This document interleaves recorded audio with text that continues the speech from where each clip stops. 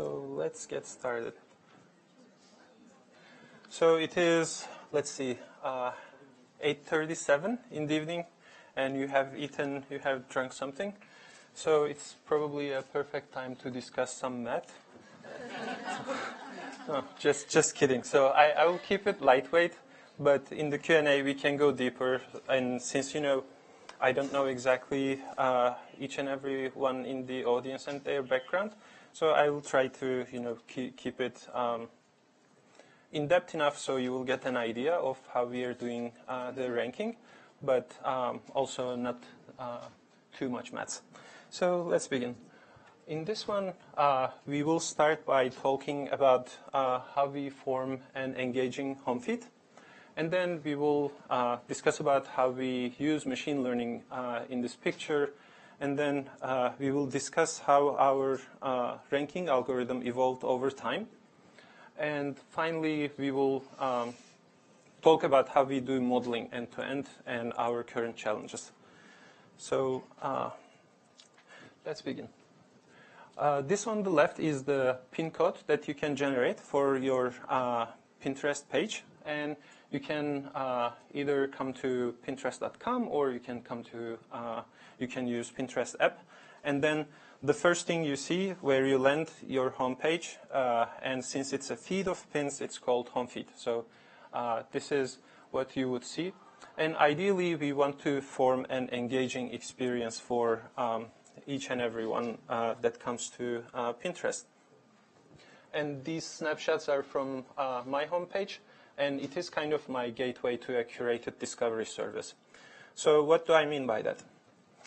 Home feed is like one of the most engaging surfaces we have on Pinterest, and it is powering a significant portion of the users, the pins that we provide, as well as the revenue. It is also the first product that we powered by machine learning. And our core problem in home feed is how can we provide a score between a user and a pin so that it can give us a chance to rank those pins in a fashion that would adhere to the users. And to give you a rough idea, we will discuss all these in detail, but we basically do 200 billion plus such scorings every day. So why do we see the pins we see in home feed? There are quite a few reasons. To begin with, let me talk about my own home feed. So when I first joined Pinterest, you're asked to tell us like what type of topics you like following, and cars is among them. So I followed cars, and then now Pinterest knows that we can show you pins related to this topic. And the other one is when I signed up. After seeing some users, I started following, and I followed one of the guitar manufacturers. And finally, although I didn't sign up, I was given a Dutch oven, so I started to follow for search for recipes, right? So from the results, some of them I like, some of them I don't like, and in the background, our recommendation algorithms kind of learn what type of actions I'm doing. Let's say if I clicked on a pin or if I saved the pin, then we know that you have a preference for such pins. And we kind of end up with this. So this is, again, a screenshot from a recent homepage of mine. And as I said, our goal is to create an engaging and blended web page. So you can see that we have some car pins, we have a nice guitar from the manufacturer that I was following, and we have a couple of recipes, and that works pretty well for me. Okay, so let's do a quick poll. So who here uses Pinterest quite often? Okay, not too bad. Who here uses Pinterest like casually? Okay, great. Who doesn't know what Pinterest is? Okay, good. I took a chance there. Glad it worked out. So let me ask, like, who likes their home feed or who likes what they see on Pinterest? That's pretty good. So who doesn't like what they see on Pinterest?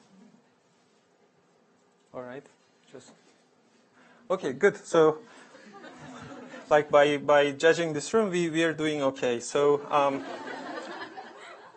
so now is a great time, like whether you like or don't like, let's look at under the hood what's going on. So the three reasons, right, we discussed before are actually what we call our candidate generators. So the topics you followed, the users that you followed, and the interactions that you took on pins. In the background, we crunch all the pins available, and then these candidate generators take a subsample of in the order of a few thousands, and then they pass it to our ranking model. So in the ranking model, we basically have a lot of information about the pin and about the user. And we do rank all these pins, so we give them a score. And then based on this score, we order them. But one thing interesting is, okay, I like following cars, and I like, following certain type of users. But given that I probably don't want to see 10 car pins in a row, right? Although, like, I like them, it will get boring pretty quickly. So that's why we have another layer on top. And this is our blender and policy layer. This is where we make sure that there are a certain set of rules are applied. Like, we make sure you don't see too many of similar pins in a row, although they may have a higher score. And this is also where we enforce some of the business rules that we would like to put in place. And then you end up with this colorful thing where, things are not boring and things are well sorted and blended. So let's start our discussion by discussing the ranking model. So the ranking model in Pinterest has been around for quite a while, and it has been evolving ever since. So even nowadays, like, we are hard at work trying to improve our ranking model. And tonight we will also discuss a little bit about what we are doing. So to give you an idea of how things worked out at Pinterest, we start from a humble beginning in 2013. Basically, the pins that we got from candidate generators, we would sort them on time order. But that has some certain problems, like not necessarily the newest pin is the best pin that you would like to see, right? It doesn't consider relevance. So the first model we used for our ranking model was a linear model. And then it evolved with the gradient boosted decision trees, neural nets, and currently we are using a neural net with multitask learning.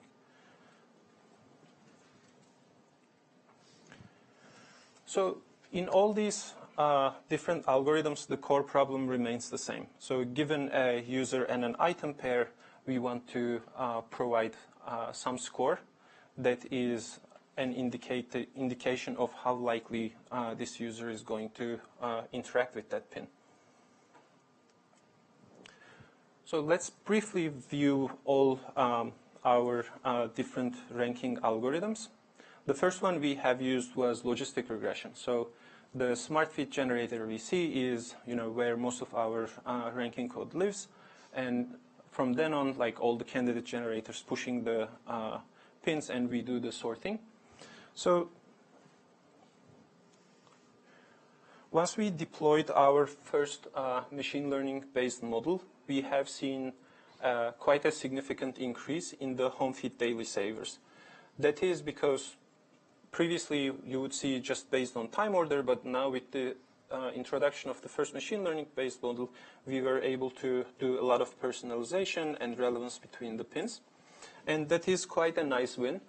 But logistic regression has some inherent problems, right? Who here, let me do a quick check, like, who here comes from a machine learning background?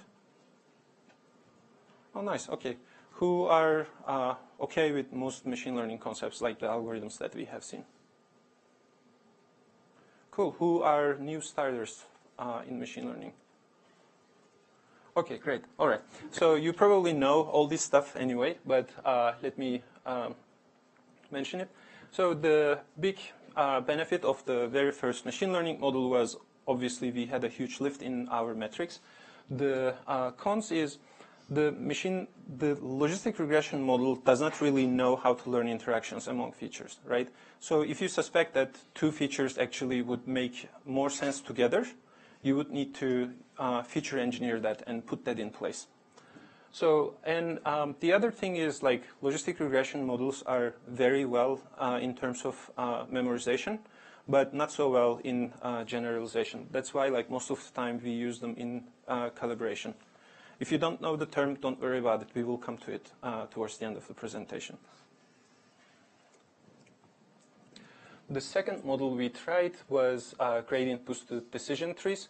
To give you an idea of the scale of the parameters we are learning, we had about 700 features going into the GBDT. And most of you are probably familiar, but GBDT is basically an ensemble method, right?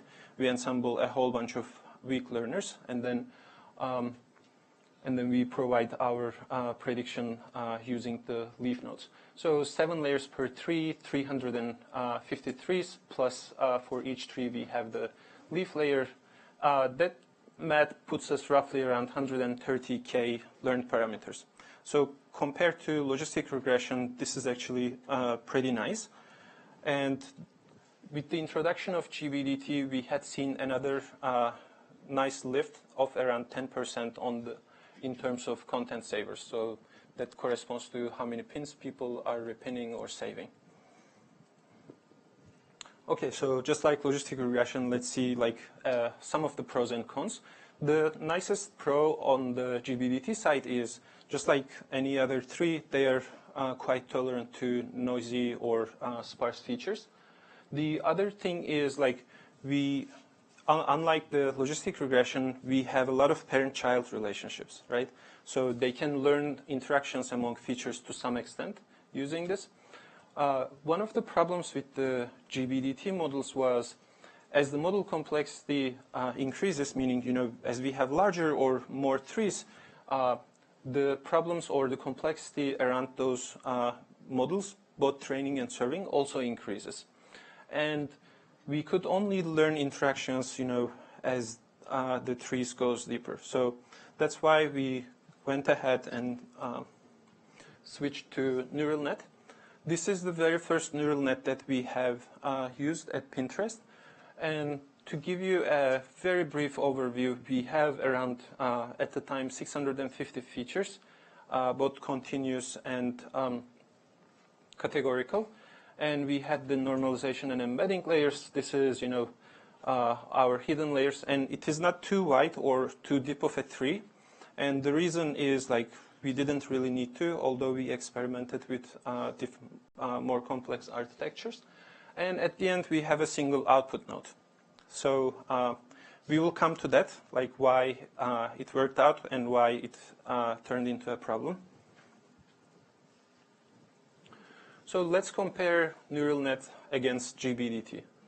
The first thing, as you see, is with the amount of input features we have, we were having around 900K parameters that we could learn. So this is a huge improvement with respect to model capacity. And the other one is using those feed-forward fully connected layers, we were able to learn more feature interactions, not necessarily just parent-child relationships. And these two are familiar to everyone probably. We have nonlinear activation functions, right? So we have more nonlinearity. Yeah. I was wondering, what exactly you're predicting, like the likelihood users are going to like something, or what? Oh, good question. Next slide. I will come to. Yeah. Great. All right. I like it. So we are still not sleeping, and we are on track. Okay. Cool. And we have better regularization tools, right? We have like dropout, and we can put L1 and L2. So let's go ahead and this one we can probably skip, like similar to, you know, each new highly engineered model. We had some performance wins, and also we had quite a lot of wins around how scalable this was with respect to how much training data we could use, and also reducing the training times. All right, so we have a single output node, right? So that means we have a single score, and that single score is not necessarily a probability because we have multiple actions. So the ones that you are familiar with the app, we have like clicks, you can close up, make the image larger, you can repin or save the pin. So that score is basically a score that makes only sense in the context of Pinterest. So every time you interact, every action we save, it is treated as a binary label, but the end result, the score that we are getting, is not a probability. It is just some floating point number that helps us rank user pin pairs. So what is the problem with the single score? That is exactly the problem with the single score. Like if a score is high, we don't really know whether that pin is very likely to be repinned or whether that pin is very likely to be clicked. So that brings us into neural nets with multitasks. So neural net with multitask is basically, instead of optimizing for a single action or single task, we can optimize for multiple tasks at the same time. A canonical example is from visual object detection. So if you have such a problem, you don't want to only recognize, is it road or is it not road? You want to recognize multiple things, right? You want to recognize crosswalks, the pedestrians, or the lights, and so on. In our case, this recognition turns into how can we learn and recognize each and every one of our 4 actions. So we probably know ripin and click. Long click is kind of like a subset of the click. So if you clicked on the pin and you went to the website behind and spent a certain amount of time, then come back. That is much better than you clicked on a pin, went to the website, didn't like it, and come back, right? So that is what we use to differentiate the good clicks in a way. And close-up is like you just tap on the pin, it gets bigger. You don't take an action, but that is still kind of a positive engagement, right? You were interested. So these are the 4 actions that we would like to recognize. And before I go into this, let me see, can we open the door? Like, probably it's getting too warm. All right, how bad is the noise? It's good? Okay, yeah. Cool. So this is what our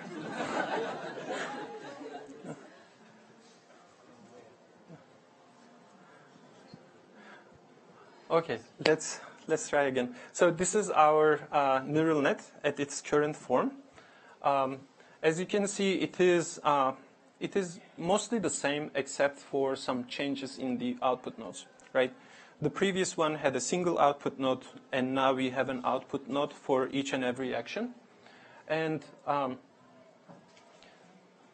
this change also reflects in the loss function that we are utilizing. So I told you no math, but I like that. There is just a little bit of math. We will take a look in a second. And after getting the output probabilities, we also have another simple linear regression model that takes these outputs and then calibrates them. So let's go ahead and see what that means. So I promise this is the most mathy slide you will ever see later in the evening. But let me show briefly what that means. Although it looks like a lot of letters, it's pretty simple. This is our current score and how we calculate it, right? So you, just like any cost function, you have some loss. And this is kind of unique to Pinterest. We do, for the single score, we do weight our losses differently. What that means is repin is a very good positive signal, right? You took all the time to save that pin.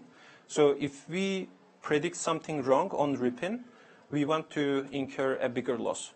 Whereas, if we mispredict a close-up, then, it's bad, but not as bad as a repin. And then our loss function is logistic loss. If we had a single action, then our output would be a probability. But since we kind of mess up with this, using those weights in order to get a better score, it's no longer a probability. Whereas when we go into the multitask-based neural nets, that is no longer, our labels are no longer single values, but a vector. That is the length of all our labels that we want to predict. And the change comes in here. So instead of just, averaging all the losses, before doing that, we make a prediction for each and every label, and then we sum that loss. So that is the only real change going in the background. And then, similar to any neural net, we kind of backpropagate and learn the weights. So what does that mean with respect to our scores? Previously, for every pin, we had just a single value, right? Some relevance score. Whereas now, for each and every pin, we are predicting how likely is this pin to be repinned, how likely is it to be clicked. So what does that information really provide us? So why are we going into all this trouble? Any guesses? To provide you their appropriate tools to make the decision about what to place where? Yeah, exactly. So if I like saving content a lot, if I'm saving all the pins that I see or most of it, then some pins are more geared towards saving. 10 places to visit in Paris is more likely to be saved than a new car pin that I see. Or at least that is how it works for me. So this kind of paves us the way to show different people with different tastes some pins that are still very relevant, but that are geared towards how they interact with Pinterest. Okay, so now the problem we have is, what if we are constantly over-predicting an action and under-predicting another, right? I said that it's good, I have this pin, it says that, it has a very high chance of repins, and, Ekrem likes to repin, so let me show. But what if we are over-predicting the repin? So what if that information is wrong? So that is why we need this thing called calibration. So to give you an idea, as we are predicting, right, as we are having probabilities out of a learner, we want that probabilities to make sense, right? We want them to be well aligned with the real world. And I borrowed this from a canonical paper, but let's focus on this one. So on the x-axis, we have the average of probabilities corresponding to 10% to 20%, and on the y-axis, we have how many of those instances falling into this bucket actually got a positive label. So on this orange dot, our learner thinks that we will probably get around 15% of clicks, let's say. But when we look at the real world, we barely got any. So we don't want such a thing. It means that we are overshooting for the pins that won't get a click. And ideally, we want everything to be aligned along this axis. It means that we predicted 5% clicks, and it got roughly 5% clicks in the real world. Okay, so anything on this front? Does it make sense? Right. So either on the lower side above it would be both bad. Yes, exactly. So here on the blue dot, it is just the opposite, right? We predicted they will get around 85% clicks, whereas it got almost 100% clicks. So we don't want any of that, and ideally we want things to align well with this diagonal. Okay, cool. So that is everything there is to know. There is a lot in the background about our neural nets, but that is kind of the high-level picture how they're working. But the learner alone is not enough, right? You just having a cool idea about the learner, you wouldn't probably get too far. That's why I thought it would make sense to talk about end-to-end model building. And this is a familiar process to many of you in this room, I believe. But this is kind of roughly what we follow. We start with adding some new features or trying a new idea that can take a few days based on what you're developing.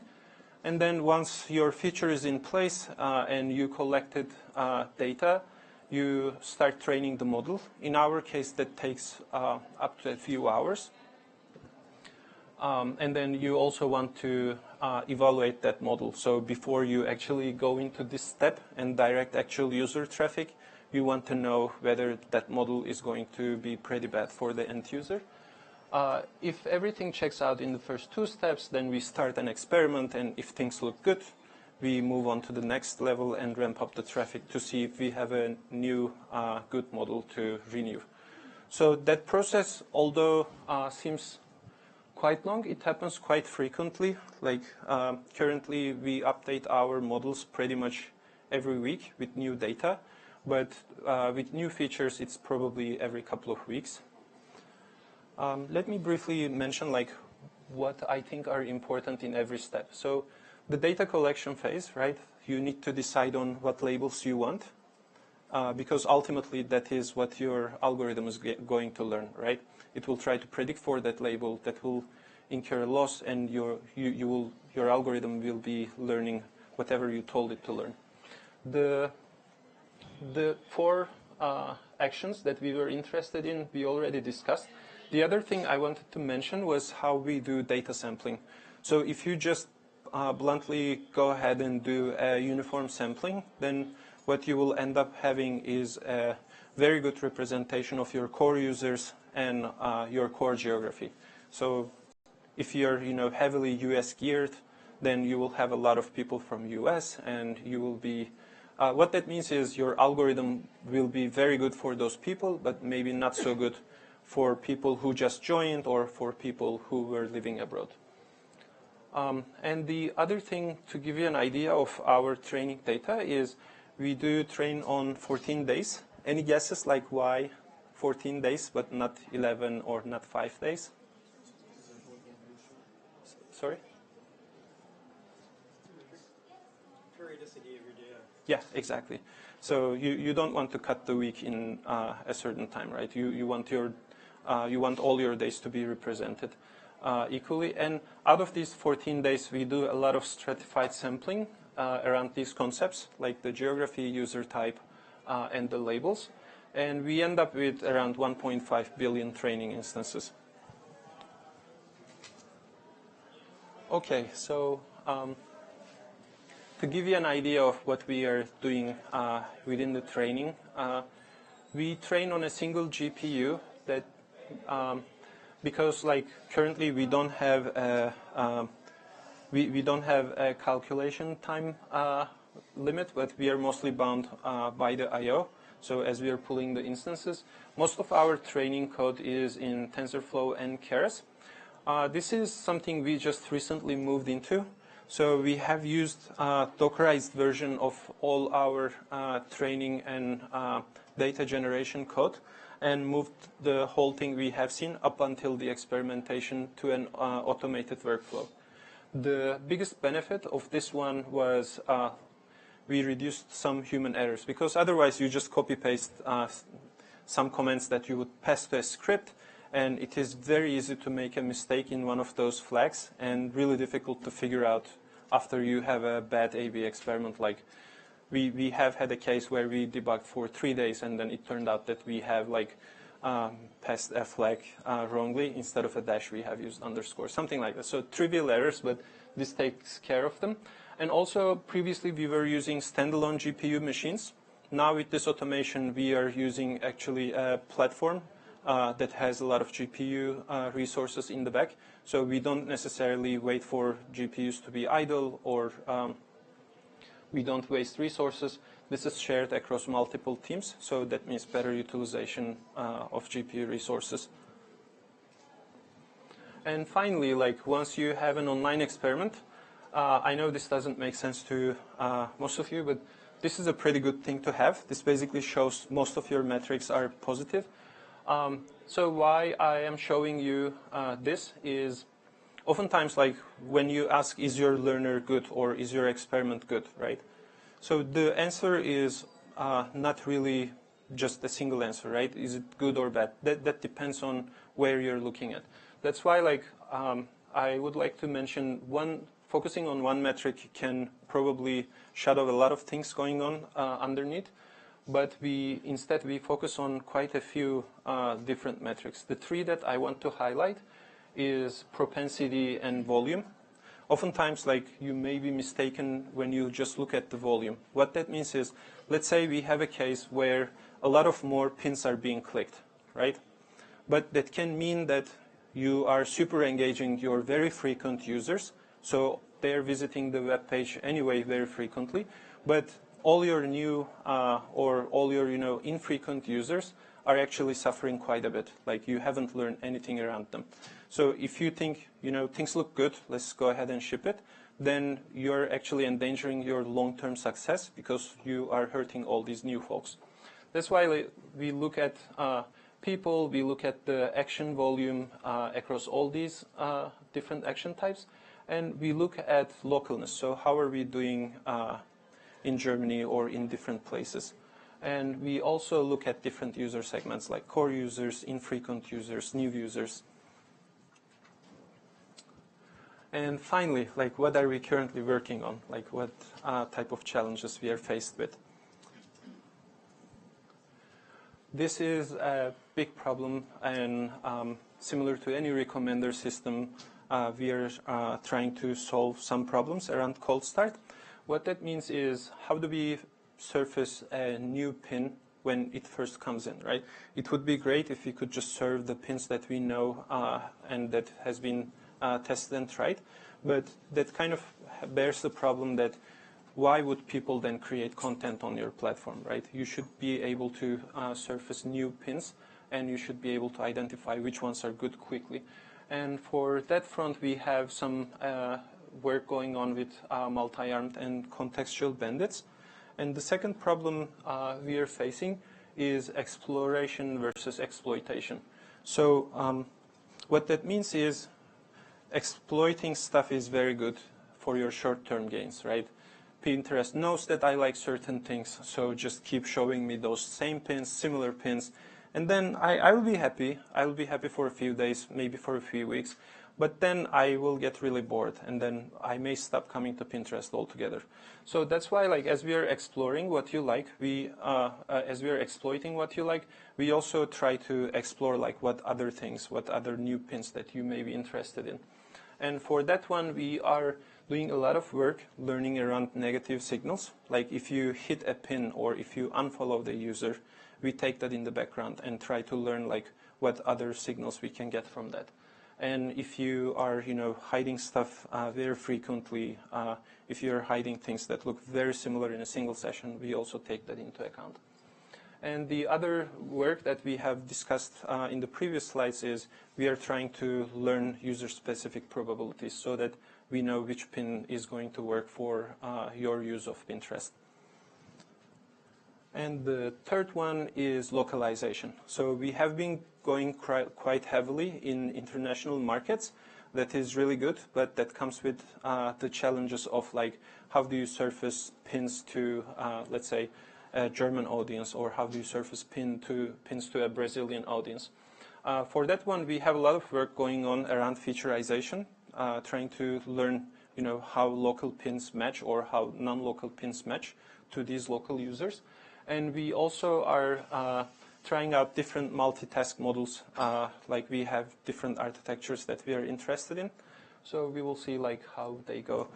And finally, the work that I would like to talk about is just like a lot of recommender systems, again, we are interested in optimizing multiple objectives, right? We don't only want you to click or rip in stuff, but we also want you to stay on Pinterest in an engaged manner. I mean, that doesn't mean just, blindly spend time, but we want to know like how we can surface things that actually, keep you engaged, that caters to what you're interested in. So that's why like we have some interesting work going on trying different models on the Blender layer that we have discussed. So remember, like not ranking the pins, just using the score, but kind of mixing them so they don't become boring. We are trying some models around that, and we are also augmenting neural nets with different output nodes to optimize for different things. And that kind of brings me towards the end of my presentation. So I was lucky enough to share all these cool things that we are working on and we are doing, but just like any great product, there is a great set of people behind it. And we have quite a few people more, but I found this picture that kind of captures them, so I got to pay tribute to them. And that is the end of my presentation, so let's start questions.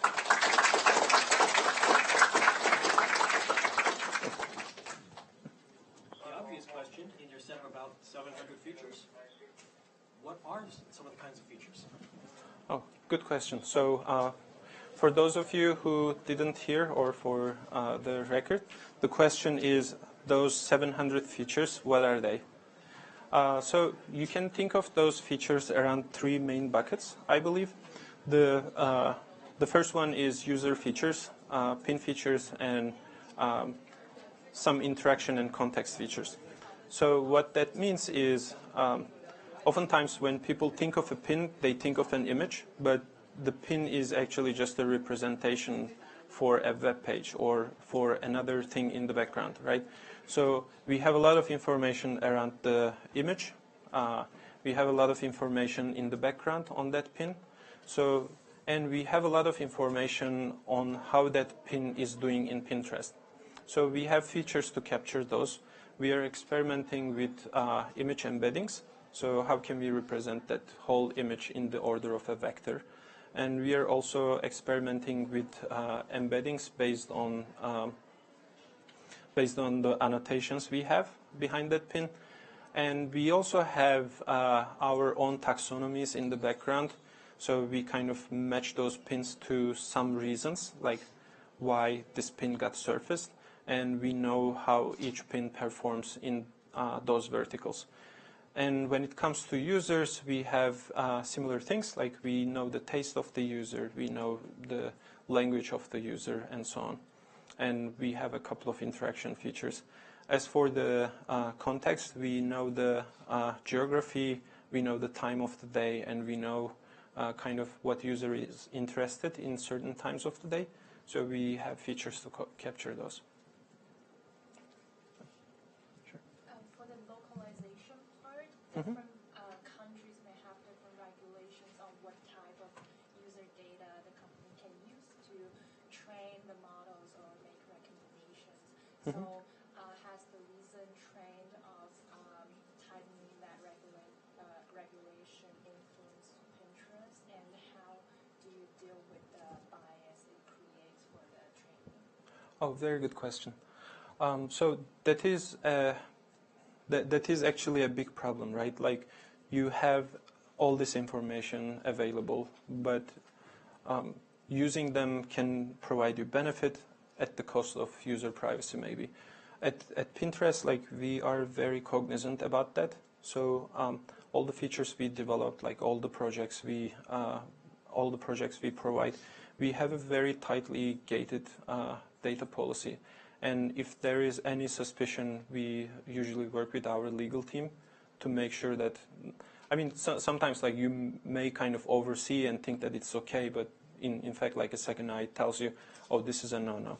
So that is why, like, besides having all the policies, if there's something, we make sure to get our legal team involved as soon as possible, so that we don't actually create unseen biases, or we don't start to use data that is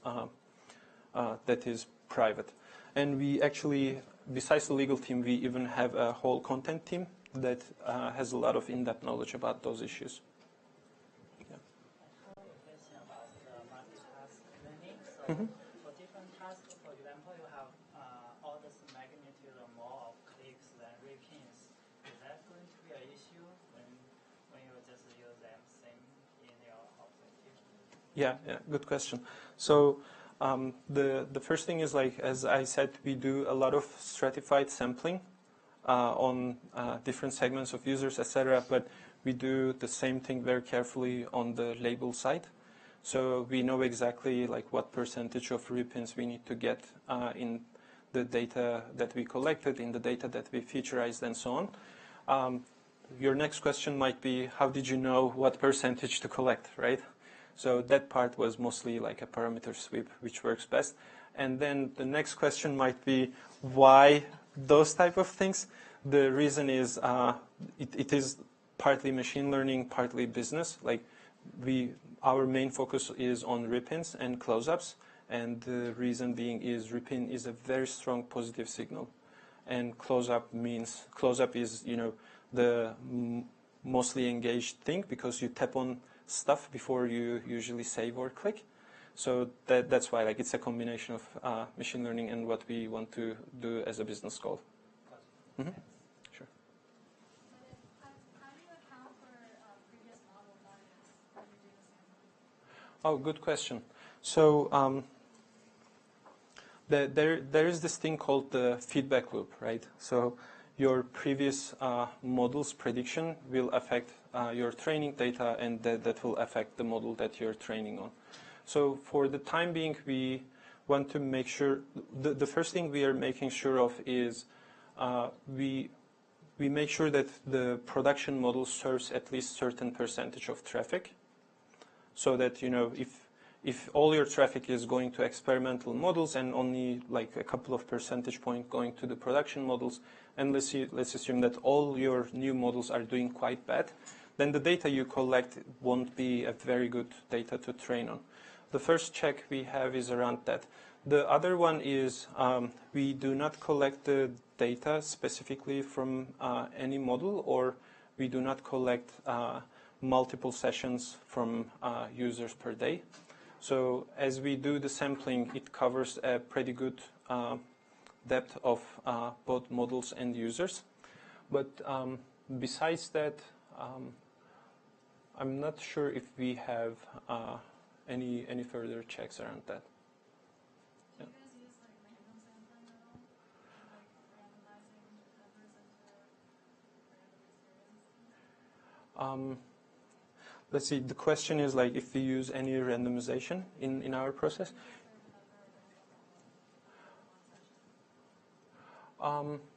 Yeah, we have most recently discussed something called interleaving, like which is supposed to help with your A/B experiments to, you know, give you reliable results sooner.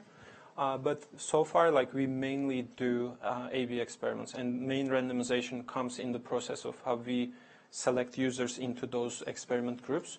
And when we are doing that, we have a pretty good experimental framework that makes sure, you know, certain users from each segment is represented in each of these groups of A and B. So you talked about a lot of different steps along the evolution of your recommender system or your feed system. Mm-hmm. And I imagine that each of those steps was a ton of work for a big team to build out a new platform or a major change to the existing platform. Yeah. And then along the way, you're probably optimizing at each step to try to get the best you can out of the current platform. Yeah. So how do you think about when is it time to stop optimizing and build the next major change versus, oh, we should just keep going with what we have and try to get it as good as we can? Like, how do you think about that decision? Yeah, good question. So to repeat it, the question is like, when do you know you should invest in a new model versus when do you know you should just keep iterating and making that model better? Good question. So we oftentimes do both simultaneously in a way. Like, you don't have this really written down playbook, right? You get to know your system, you get to know your users, then you have some ideas, and at the same time, like, you keep up with all the new literature, and you see like what other methods are provided. So based on your experience, interest, and intuition at that point in time, you come with some ideas, and then you pass it through the team, like, oh, you know, hey, I have read this cool thing called multitask learning, and we have, you know, different labels. I think it would be pretty cool if we applied this.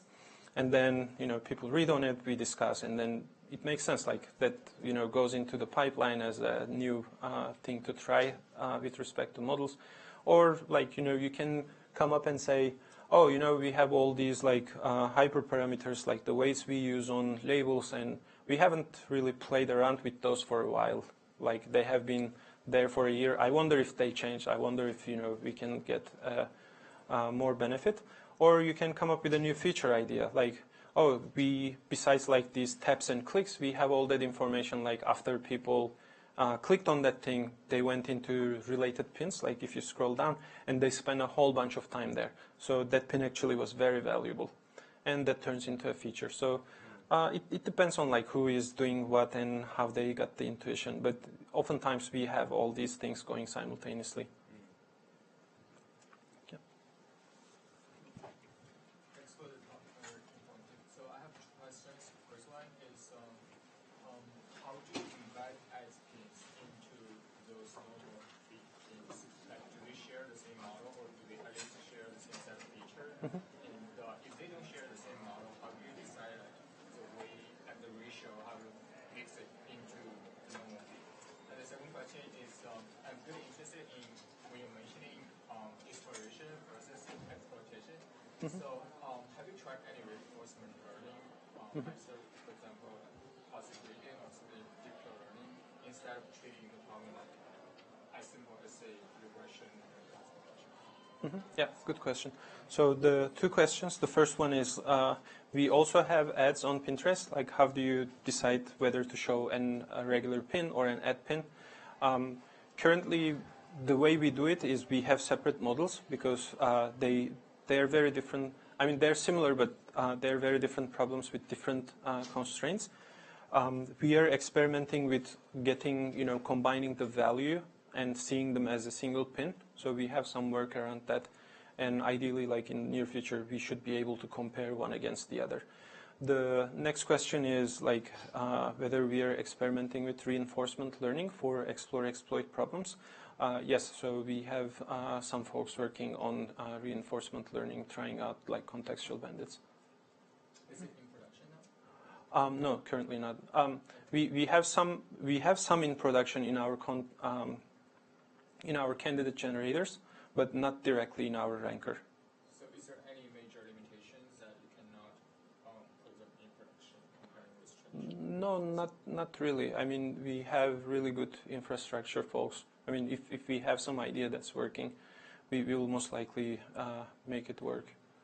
Thank you. Yeah. Let me get a question from this side. Anyone? I had a question about your labeling your weighting for the labels. Were they kind of arbitrary or they kind of learned? Because you mentioned in your loss function, you actually like weight each thing by the corresponding weight for repin, weight for click through. Right? So the question is whether those weights are learned or just arbitrary. Oh, I see. No, they are not arbitrary, but they are hyperparameters. So you can probably learn them by using like some Bayesian, or maybe you can build a model. But the way we have settled on the current ones is mostly parameter sweep. Yeah. So I have two questions. So since you mentioned there are some new features you are adding into your networks, so I'm curious whether those you guys have a team dedicated to like sort of mining new features or learning new features using some sort of similar networks, or you guys are like manually doing. So the second question would be like, since you mentioned the multitasking in neural networks, why is it better than using several different deploy different networks on different servers and using them simultaneously to gain like different features instead of learning new features, like similar features, and have different scores at the same time? Why is it doing multitasking better than the second network? Good. So two questions. The first one is whether we do feature learning on our own or whether we have other teams. We have both. Like some of the features we engineer on ourselves, and some of the features, especially around embeddings and some other things that are shared by many teams. We have a content team that is working on those. The network you use are reusable for other teams, like the structure? Yes. We try to design it in such a way, but that still depends on experimentation and how you put those new embedding features into your model, right? The second model is the second question is why not use separate models for different things and instead use multitask learning? The main reason is around maintenance. Like maybe you can live in a world where you have better models, but we are planning to have a lot of combinations. Let's say you end up having 20 output nodes that would correspond into 20 models, right? And updating each and every model would require an A/B experiment. And you don't know how the interaction will be, or you don't know how you should sequence all these things, right? Should you update like 20 of them at the same time, or can 5 of them stay stale for a year or so? So main reason around that is maintenance. So there might be some trade-off before performance and Since we didn't try like separating out all these, I would only speculate, but probably there is. Yeah. Let me take one more question and then we can close the talk. Yeah. In production,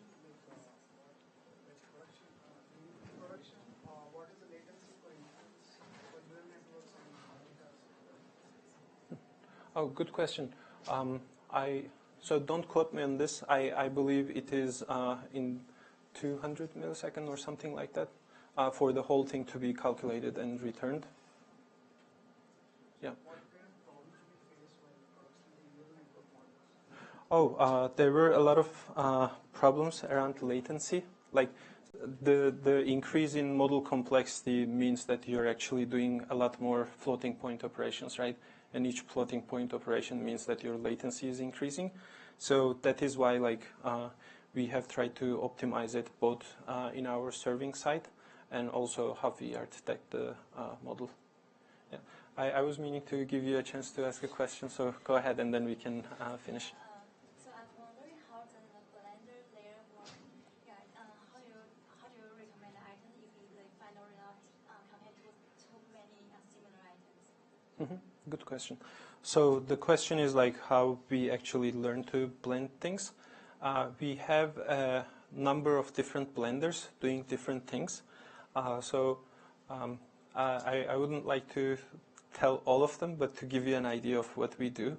One thing is you can play on the score, right? So if you know that you show the car pin, and let's say I'm super interested in cars, all the 10 pins have really great scores. The 11th pin, I'm still interested in, but a lot lower score. So you can kind of put some functions on those scores. So when you see the second one, you kind of reduce that score. And as you see the third one, you reduce it a lot more. And the other thing is like you can have other constraints around the fact that you want to surface some certain type of pins. So after doing that, you can also include those type of constraints. Like if pin is of this type, then go ahead and pull it up from down the stream upwards. And now we are trying to put all these ideas into a learned model. Yeah. Cool. Thank you so much for coming. Yeah.